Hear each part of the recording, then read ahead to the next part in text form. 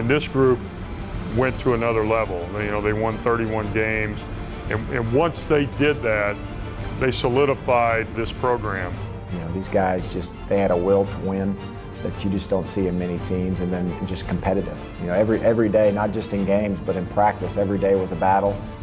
Well, Mule Ball developed into the concept of creating some offense off of your defense. This team did a really good job of that. They were able to force the other team to make mistakes, get steals, take the ball, score easily on the other end.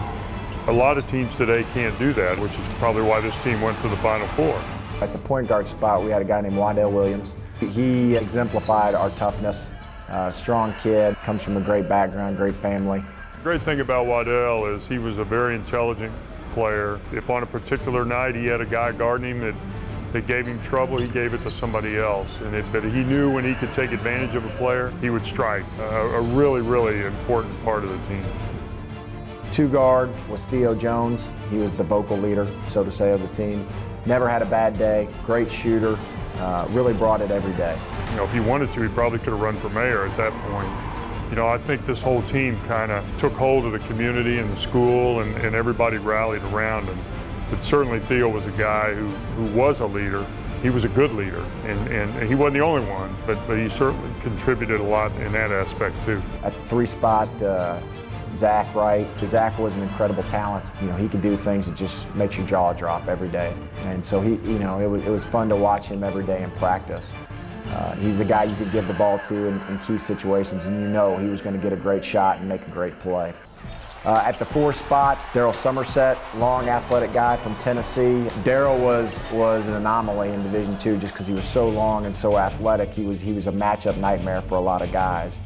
And then at the five, we had Alonzo Brooks, started most of the year for us. Big, strong guy. We could throw it down low to him. He could finish around the basket. He rebounded the ball well. And then a guy that I thought was really an important part of our team was Charles Stoker. And he wasn't a great scorer, but really was a tremendous glue guy, really good offensive rebounder. He was a winner. He won a national championship in junior college. I think he won a high school state championship. And so he really knew how to win. And I think that was a guy that really helped us both as a reserve and a starter. We had Kevin Woolbrink coming off the bench. He gave us key minutes in key situations. Fred Dudley came off the bench that year and did some great things for us as well. That regional tournament stands out for me. All three nights we had great crowds. The Tuesday night game is when we had the Southeastern Oak and we had the big crowd, but even on the games before that, I think it was probably Saturday, Sunday, we had 5,000 in here. I think I got here probably 2.5 hours before game time. Pulling up to the gym and seeing the line that started at the front door and went around the building, and it was just amazing. And I walked into the arena to go down to the locker room. The bleacher portion was already 3/4 full, and this was an hour and a half before game time, and the place was just electric at that point. Again, brings chills to me still to this day. When you win the game and then the crowd rushes the floor, and those are memories that you'll carry with you for a lifetime.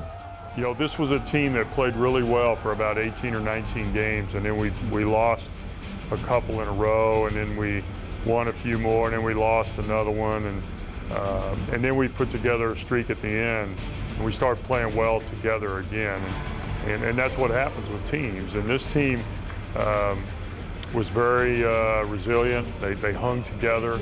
In the end, they all pulled together, and especially those last few games, and winning the MIAA tournament, winning the regional tournament, going to Springfield and beating Montevallo, and going right down to the wire with Winona. I think those games all kind of stick together to me. I think the one thing about this team that a lot of people may not know is that they all thought they were future rappers. And I do want to say that Theo was legit. I don't know anything about rap, but I know that when I listened to him, he sounded like guys on the radio. The rest of these guys, if they spent as much time on their basketball game as they did on their rap careers, or trying to start their rap careers, then there's no chance we could have ever gotten beat. Guys, congratulations on being inducted into the Hall of Fame. You're definitely deserving. I know you hold a special place in my heart and the Warrensburg and UCM community's heart. You know, it was a lot of fun being a part of that program, and you guys are well deserving of this. Guys, it's my pleasure to have the opportunity to coach you back in 2006, 2007, and I want to sincerely congratulate you for your performance and what you accomplished. And I want to thank you because it's not every coach that gets that opportunity to coach such an outstanding group of student athletes. And so from the bottom of my heart, I want to say thanks for all you did for me and this program and the university.